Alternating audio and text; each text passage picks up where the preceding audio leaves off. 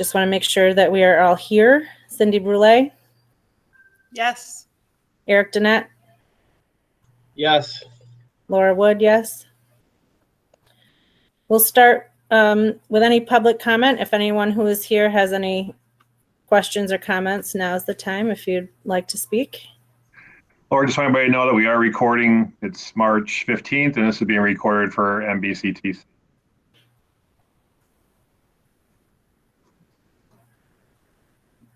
I just have one quick question. When's the next school committee meeting? The 8th grade might be thinking about presenting something or asking some questions. They're in their civics project mode right now, so I'm just trying to figure out like when in April the next one might be, or even May also. It's always the first Thursday, so it'll be April 1st is the next one. Okay.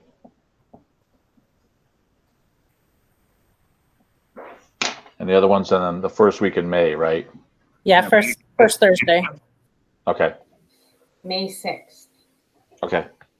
Thank you. Sorry, May 6th. Okay. Thanks. And Mr. Carhan, I believe at the April meeting, we'll have our Project 351 ambassador attending. So that might be a good time because you'll already have an 8th grader here. FYI. All right, I don't see any other hands. I'll just find my agenda here. We'll move on to an update on COVID-19. I don't know if John or Tara, you'd like to start in on this? Just maybe we'll start with Tara giving an update on the opening of, or moving grades 6, 7, and 8 to a full day of learning. Sure. So the plan has been March 22nd on Monday. We'll have our junior high students here full day. This is prior to the commissioner's request that all junior high students are in full day mode by April 28th. So we already had this plan in motion prior to that coming out. We have, and the reason why we are able to do this at this point is we have a teacher who's come back into the in-person setting from remote. And we're hoping also with the purchase of a tent for outside and nicer weather, we'll be able to space out a little bit. The commissioners, the study that just came out about the 3 feet versus 6 feet is really helpful to try to get spacing more under control for that junior high space. We've switched to desks in the 8th grade room versus tables, which makes a big difference for how you can seat students. We still will need a plan for eating for them to be outside or spaced out into different spaces in that one class for when they take their masks off, because we'll still keep a 6-foot distance at that time. But for their learning time, being 3 feet apart is a safe setting with all the guidance that is now out. I mean, it was out before, but it's confirmed.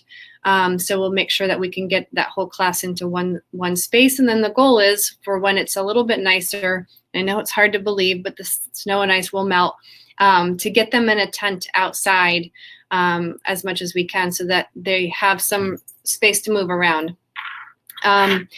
We will, I just sent an email out to parents reminding them, of bus routes, because we had a midday bus that was running to transport junior high students either home or to school midday. So that run is gone, and everybody will be on the 8:30 bus in the morning and the 3 o'clock bus in the afternoon. There's new guidance around transportation right now that came out from the state as well. We are not changing ours too much, but where we can have siblings sit together on the bus, we are. That will free up a couple of spaces. And we know that buses are safe with windows down, or it's a very safe space with masks on and windows down. And we'll keep some of the same distancing we have, but where we can put siblings together, we will to fit a couple more students in on those runs where we didn't have them before. And we still have parents who will drop off and pick up in the junior high. So it might be a little bit more congested at 8:30 or 3 o'clock.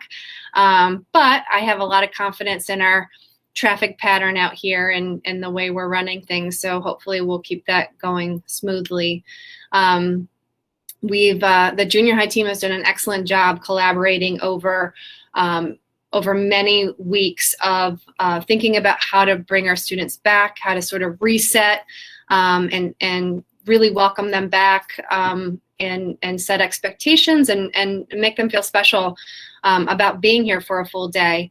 So I applaud that team for really putting a lot of time into the planning and preparation for that. It's something that they're taking seriously, and they're thinking a lot about because it's a shift. We've had students who have been home for a half a day doing their learning, and now they're going to have some stamina to be in school all day, and to have their masks on all day, where they haven't been before. They've been able to be at home for a half day and have those different kinds of be a little bit more relaxed and with their safety precautions. And now they're going to do a full day of following those safety procedures that we have in place. But I am fully confident in our students that they'll be able to do that for a full day, as our kindergarten through fifth graders have done since September. So we're excited about bringing everybody back. We're excited for the warmer weather to be able to rotate outside. We've used some of our grant money that has come in for reopening with COVID to get a tent. And we're looking at purchasing any other materials we need to be able to successfully learn outside. I have a tickle in my throat. John, do you want to talk? Sorry. Yeah, I just want to compliment Principal Barnes on her effort to make this happen. She and I talked about this during the second trimester, just how it would be when the weather started to get a little bit nicer, following through on a plan to try to purchase more tents with the money we have, asking the PTG for their help, and doing our best to make sure that we could, bring the 6th, 7th, 8th graders back for a full day of in-person learning. I think the staff has done a great job of educating them for a half a day of in-person throughout the whole school year, along with making sure the other half of the day was synchronous learning. Mr. Carhan, who's on the call, and Mrs. Witter have done a great job with that online portion of it for much of the school year. And now we are very happy to be having the kids back in school for a full day. We know it will be a challenge for some of them, but the rules are the rules. We've been safe in school. We've had no transmissions within our school because of the safety protocols, and those safety protocols they're non-negotiable, because we're wear a mask all day. They're going to be distanced. And just to expand on what was said earlier by Tara, the guidance and the study that was released by the DESE Commissioner Riley about the 6 feet versus 3 feet in the classroom is because all the safety protocols are being followed in terms of being masked.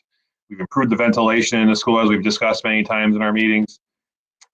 There's all the safety of washing the hands, everything, staying home when you're sick or being sent home when you're not feeling well. The other issue is in terms of lunch. Lunch is still a recommendation of 6 feet. Just want to distinguish that, because during lunch, you're not wearing your mask, obviously. So that's another, obviously, a challenge because we've been eating a lot of meals in the rooms, but we feel like with the nice weather coming, we can hopefully use some outdoor spaces for eating and making sure we keep our children safe the whole time that they are in school. And I think we've proven that over the last 6, 7 months that school is a safe place to be. And we appreciate the sacrifices being made by the staff, by the students, by the families. And one thing I just want to address too is we've had some discussion recently about the travel policy, and we're going to follow up again on that next week as people are being vaccinated. But I heard the CDC director say this morning on a news show that it's still not advisable to travel. So I know people are getting fatigued. I know people are getting, the point they want to go someplace, and there are a lot of changing variables happening. But the CDC is so recommending that travel is not advisable right now. And we're just asking people, I know April vacation's coming and people are getting a little itchy to get someplace, but, please don't travel until it's safe. And, we're going to enforce the 14-day quarantine until we're told that's not the safest precaution to go with, because we know that's been helpful in keeping COVID out of our school. And that's what we're going to continue to do. And just to expand on what happened recently with DESE, Commissioner Riley went to the State Board of Education on Friday, March 5th. He received a vote that approved all schools, K through 5, having in-person learning starting April 5th for grades K-5, and on April 26th, it's for up through grade 8. So the state of Massachusetts is mandating that all of those grades be in person by that time, and I'm sure high school is going to follow right after that. The good news for us is we're way ahead of that, because since first week in October, we've had our K through 5 students in person learning for a full day, and we're going to be a month ahead of schedule with getting the 6th, 7th, 8th graders in for a full day of in person. So just want to thank the school committee for their support on that, Tara for her hard work, and the staff, the families, students, everybody for working collaboratively last summer to make sure that happened for our students all year. And we're going to continue following the safety protocols so we can finish the year off strong. I think as I reflect on it, if somebody told us last summer when we planned to come back in person in September that we'd still be in person all throughout the whole year, we all would have said yes, take that. And I think that was our best case scenario. And I give everybody involved credit, every single party that's on this call, all the students, the families, staff, everyone credit, because our kids have been in school all year, and we're very proud of that effort. And we're just asking people, don't move ahead too quickly now with travel. We want us to scale back on any of our protocols because they work. We want to keep, our job, we always say, is to keep everyone in our building safe. That's always our number one priority. We're going to continue that to the end of the school year and every school year. That's always that's my number one job. And I'm thankful that Tara's done a great job of that and everybody else at the school. So thanks for that effort. One thing, just quickly, vaccinations. Staff is beginning to get vaccinated. I know I was able to get vaccinated my first shot yesterday with my wife, and there was a email saying that Berkshire County is getting some vaccines dedicated to educators, to school staff on the 4 dates designated for prioritization for school staff members. That'll be on Saturday, March 27th, Saturday, April 3rd, Saturday, April 10th, and Sunday, April 11th. So we just urge everybody is trying to register on the new Massachusetts site at our schools that the keyword is persistence, because it's not always that easy to get through.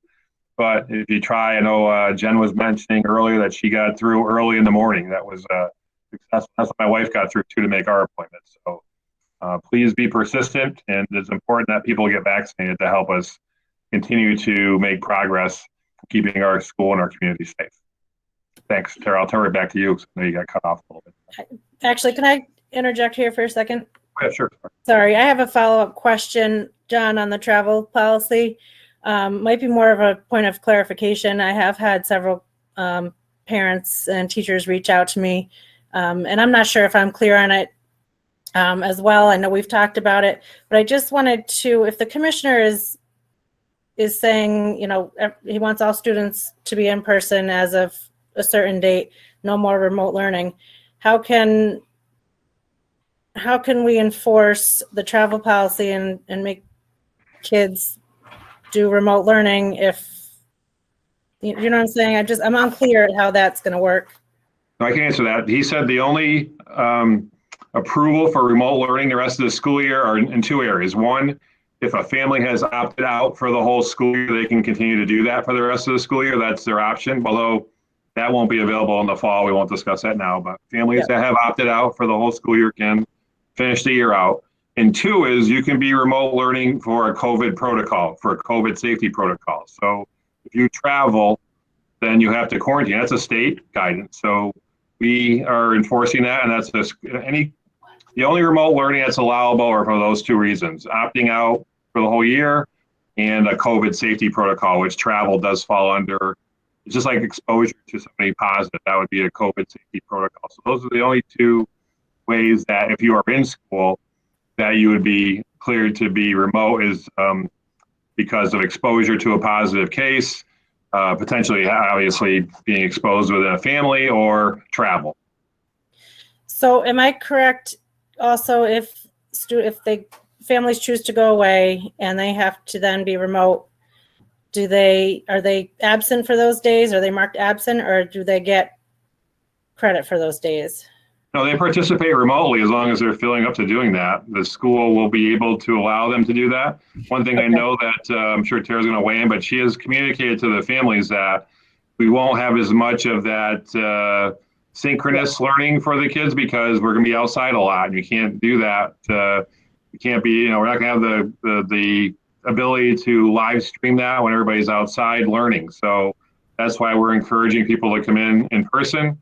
We're encouraging them not to travel until it's safe to do so. I will be the first one to tell you that when I'm okay to do so. My wife and I would love to go up to visit our family in Maine, but we're not going until it's safe. And Yep. I know it's hard right now, but we're asking people to be patient and to be safe.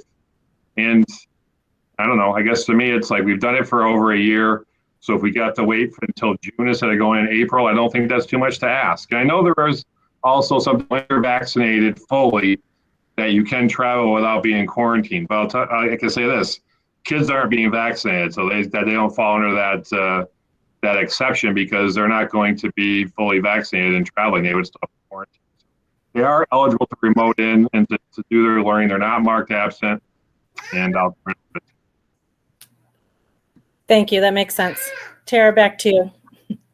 Yeah, well, I'll just add, yeah, no one is marked absent if it's a COVID related absent. There's a coding that we have in our system where we switch them to remote for whatever amount of time they're quarantining for, and then they're marked remote present. Now, if they don't show up or they don't do the work that's required, they're marked remote absent. But there's two different ways we're coding absences and attendance this year, and there's a remote option and there's an in-person option, and we've got to switch codes depending on where students are.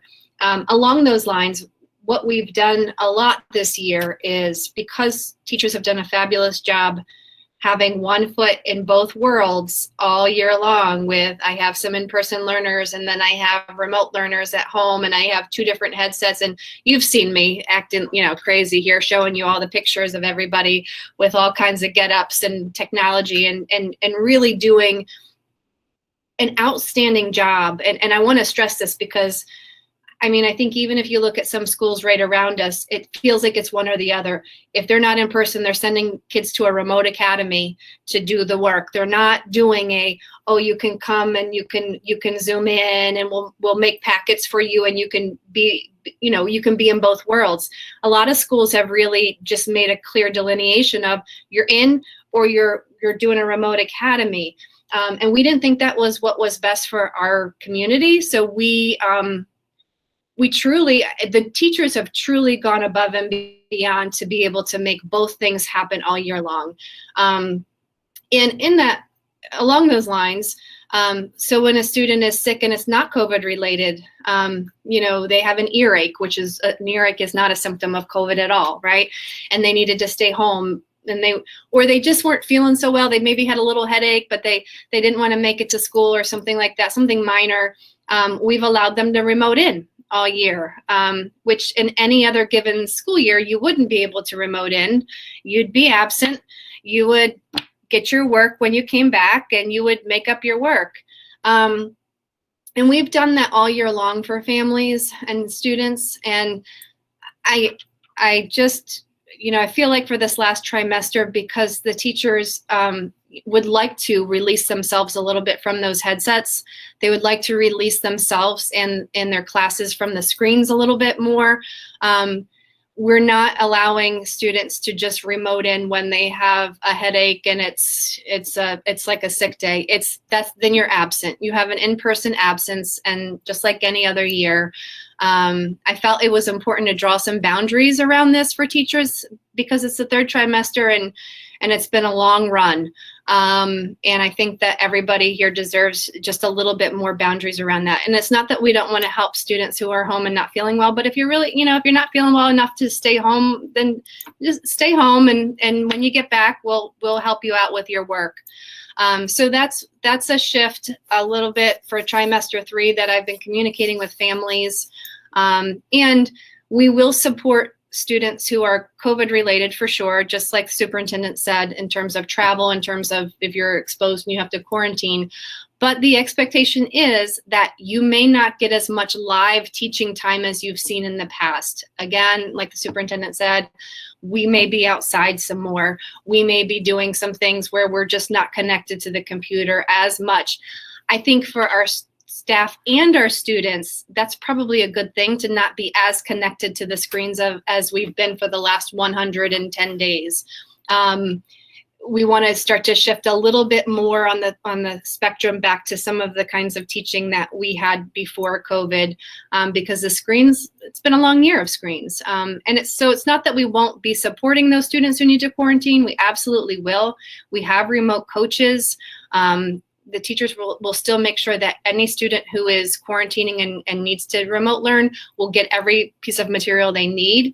But I just want to be super clear about that with everybody, that the same level of live learning may not be there as it has been in trimester 1 and trimester 2. So that's my story. Sticking to it. Thank you, John. Thanks, Laura. Thanks, Tara. I just wanted to back that up as well. That I think about. I was talking about this earlier. Say a year ago today was Monday, March 16th. I remember Jen and I were driving around to all the schools. The schools had worked hard all weekend, and Clarksburg case for the week before, trying to get materials out to our students to be remote learning for the rest of what turned out to be the rest of the school year last spring.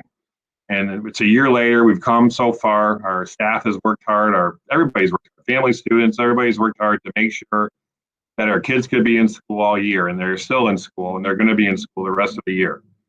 And while we are, people are anxious to get back to, I guess, normalcy, call it, and we all are, we're not there yet. And we need to make sure that we are patient a little bit longer as people get vaccinated. We want to make sure we keep our kids safe. We want to make sure we keep our staff safe. And the best way to do that is to continue following the safety protocols that we worked so hard and worked on since last year, and we constantly update them. We're going to have the nurses come back and meet with us next Tuesday with our leadership team and look at our plans for the rest of the year. And we kind of take it a couple weeks at a time, month at a time, and we make adjustments as needed. And the thing I would say to families right now is it's your choice to go on vacation. You're within your rights to make that choice. But our job is to set the safety rules in this school, and I think we've done a good job with that. We're going to continue doing that based on the guidance that we receive from the state, from the CDC, from all the trusted sources of information, and we're going to keep doing that. So if families choose to go on vacation, that's fine, but you're going to have to quarantine. Your child's going to have to be remote for those 14 days when they come back. And that's not going to change, because the safest thing we can do is to enforce that. We're going to do that. And we want the kids to stay active with their learning remotely, but it'll just look a little bit different this trimester. And as Tara said, our staff has done a great job, because I know a lot of schools that families that chose to be remote or had to go remote temporarily, they had to be in some type of remote learning that the state provided. And those are good programs, but they're not the same thing as staying connected to your teacher in school.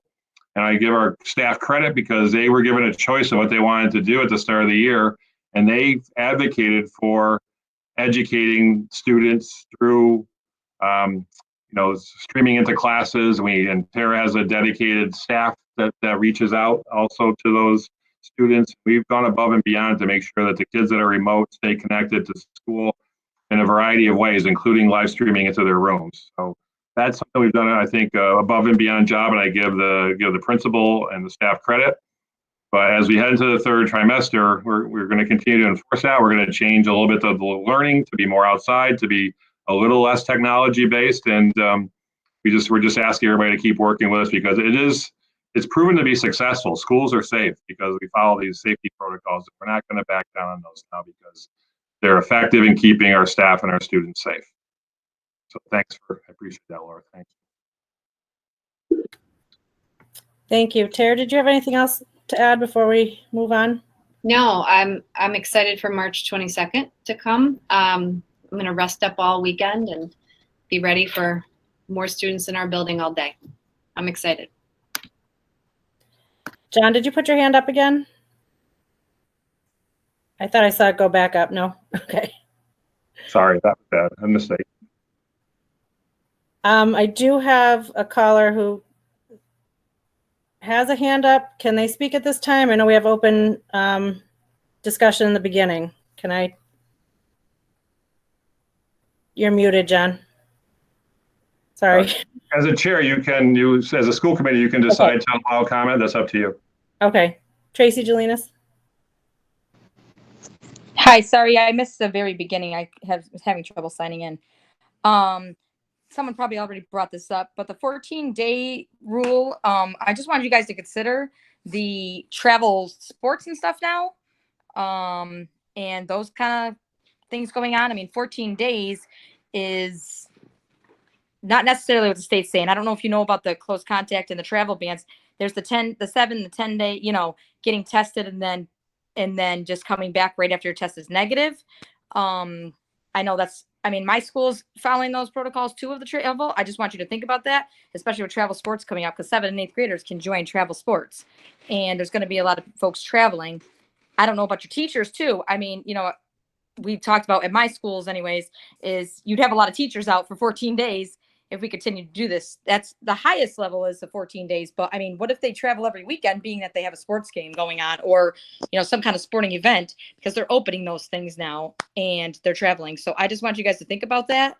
Because it personally affects me and my family and others too. I mean, I know there's a lot of travel sports coming up. So I just wanted to make that comment. I don't know what was said before. I'm sorry. I missed the first 10 minutes of the meeting because I was having trouble signing on. But I just want to make that statement is a lot of people are going to be affected. I've spoken to the nurse. I don't know if you guys conversed with public health nurse, but I talk to a public health nurse almost every day. So I don't know if you want to convert them and just kind of run it by them to change things. Hopefully the state opens up is what I'm hoping. But especially with the warmer weather and some of the travel bans, with the vaccines have changed. You know what I mean? I know kids aren't getting it yet, but thank you. Thanks, Tracy. I think you did catch most of the conversation around that. John, I don't know if you want to address anything that she said further. No, thanks for the comment, Tracy. I think that those are choices families are making, and we want you to make those choices knowing what the rules are for the school. I don't know which school you're at now, but we've been open all year, and most of the schools around us have not. So I think we've been open because we follow these rules, and we're going to continue to follow them to keep them safe. Most travel leagues are, if they're traveling within the county, they're okay. If they travel out of state, and to me, that's the most dangerous situation we could have in terms of bringing it back to school. Because if you're traveling and playing a tournament in New York and coming back to school, then that's, that falls under the guidance of not being safe travel. There are some areas that are spiking around us because of travel. And I think, the guidance I heard this morning, listening to the director of the CDC said, it's not safe to travel yet. So they're encouraging us not to. So as a family, you have the right to do that, and you have the right to do what's best, what you think is best for your family, but the school is going to continue to go with the 14-day quarantine for travel unless we're told that that's not the safest option because it's worked for us all year.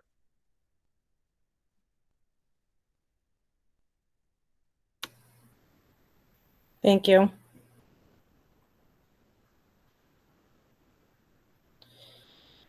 Next on the agenda is FY22 budget review.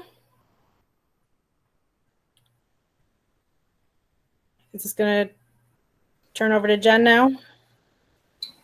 So most of my discussion for the budget can be done in executive session. John, I don't know if you want to give a quick update about pre-K, why we have some people on. Sure. We had another meeting last week with the library with head trustee Deb Bua and librarian Linda Pauly. Met with myself and Laura Wood, Principal Barnes, and Assistant Superintendent Maxey, and we had a good discussion about the library sharing space in the library so that we could have some additional learning space in the school. We don't have a definite agreement yet, but I feel like we're working towards one. We are going to attend the library as a trustee meeting coming up the first week in April that we're going to attend to answer some of their questions. We also have a plan B that Tara has come up with that would move some things around in the school, use a little bit of the gym space again next year so that we have a plan for a pre-K classroom, whether we can use the library space or not. We hope we can because that would help us with some extra learning space. But just want to make sure and say it again that the pre-K classroom will be in one of the existing classrooms now because that's more appropriate, has better size. It's just the location is better. The library space, if we're allowed to work out an agreement, would be a shared space that would be maybe providing some services or use as an additional classroom learning space area, and would free up some more space within the school to allow us to have a pre-K program. But either way, we're going to have the room for that. Now our next step is to go before the Finance Committee again on Monday to have our second meeting with them about the budget. We presented the first draft Jen did on March 8th, and we had some good feedback about that. We designated that it's going to take about $100,000, I would say minimum, to have a pre-K program with a teacher and assistant, and some cost for insurance, cost for materials you need to have a pre-K program. And we are asking the town to consider that to be, I guess, our capital expense for the year, because we have had really strong feedback, as all of you know, during a couple of meetings about the pre-K, that we have over 20 students that would be interested in both the 3-year-old and 4-year-old combined program to be in pre-K next year. So we are, we established that as our priority, and we are hopeful that the town will support that financially so we can have that program next year. We do have other options we can look at, but that is the best option to have.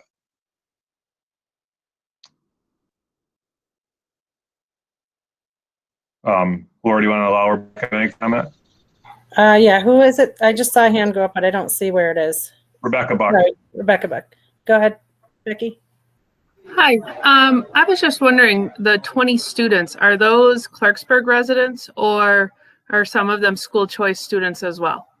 All residents. We're only allowing pre-K for residents now because we have such interest in the program. That's similar to what we did in kindergarten this year. We had 18 students that are in kindergarten this year, and they're all residents. So I think it shows we have a lot of families with younger children that are certainly in need of this program. So that's why we're trying to have it. And the plan will be not to do school choice because we have enough residents to fill the program. Okay, thank you. Welcome. We've even discussed, as part of the plan, do we do a morning and an afternoon? Do we do 4-year-olds in one session, 3-year-olds in another? So we're still, we're waiting for the financial approval before we break it down any further, but we are definitely ready to provide this to Clarksburg residents to start off. Jen, anything else you want me to cover, or are you going to do your part? No, just as far as the library space, when we met with them, we talked about the use of the infamous table. So I'm working on getting a price for a piece of glass for the table. And I also will be meeting with the architect on Thursday to talk about how we can zone that off and work on some temporary space options. I don't want to say temporary space, but just some kind of barrier so they could still have access when we're not in session. So I think things are moving along in a positive manner, and we'll have more to report the next time we meet. Tara, is your hand up? Yes. I would just add, it was a very positive conversation with the library trustees. It felt really good to collaborate with them around this, and they clearly were seeing the need that we have. They want to help. And we talked a lot about, sharing space and what that looks like, and putting a lot of different options on the table. So it felt very hopeful. I feel like we could have a very productive working relationship with the library coming out of the conversations that the school committee has had with them, and the time you've put into that, and the conversation we just had. And I think, when the superintendent said the pre-K would be in another space in the building, I think that makes more sense for sharing the space with the library as well, because if there's an opportunity to actually share that room with them. So for example, if they wanted to have access to that room in the summer or something like that, or at different times, having it set up as a classroom is a little bit harder to rearrange than if it were set up for, some OT or speech services or something that requires less desks and tables and things like that. So we had great conversation around what different kinds of possibilities could that space hold for both of us. And it makes us think creatively about the space we have in our building and how to rearrange things to really make sure we get the programming that we need and work with them around the space that would be required to be able to shift some things around in this building. We absolutely need the space, and it's just a matter of reallocating different spaces in this building to bring pre-K in along with that space, additional shared space from the library. So I thought it was a great conversation, and it looks like things are moving forward.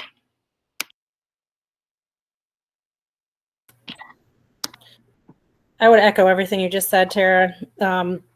It was very positive. It has been positive the last few times. It feels really good to have a working relationship with the library now, to be able to have constructive conversations about where we can go from here and how it can work for both sides. So fingers crossed, we keep moving forward, and at the end of the day, I'll be in a better place for both sides, school and library. So thank you to everybody involved. At this time, are we ready to move into executive session to have a further discussion on the budget?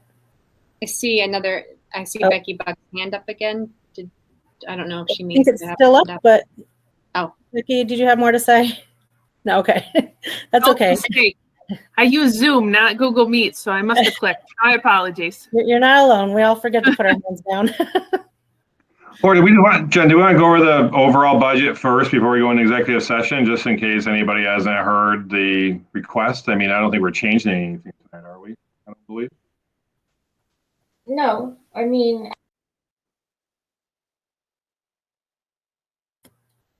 Jen, you just muted yourself. I muted myself, raise my hand, mute myself, do all these crazy things. Basically, I think the budget itself, we've reviewed at length. I think the finance committee was somewhat receptive of what we presented. They get the fact that we're asking for 2.5% plus funding of a pre-K plus an additional $39,000. Their big question to us was space.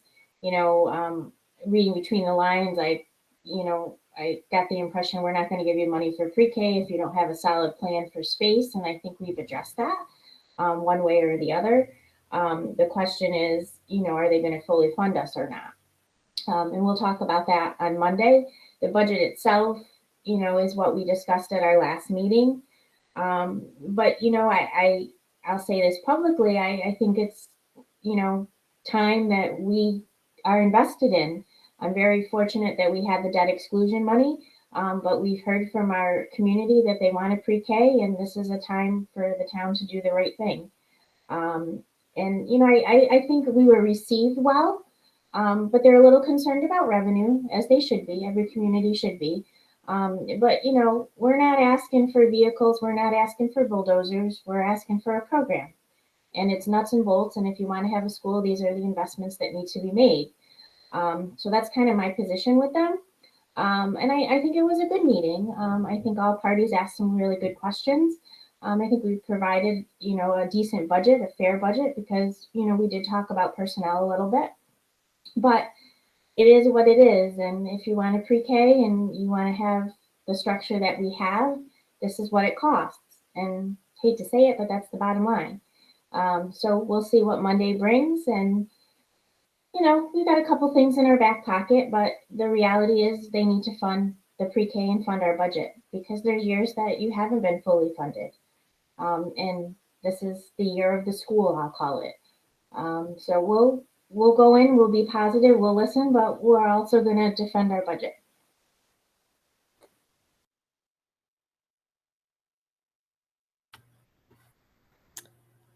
Excellent.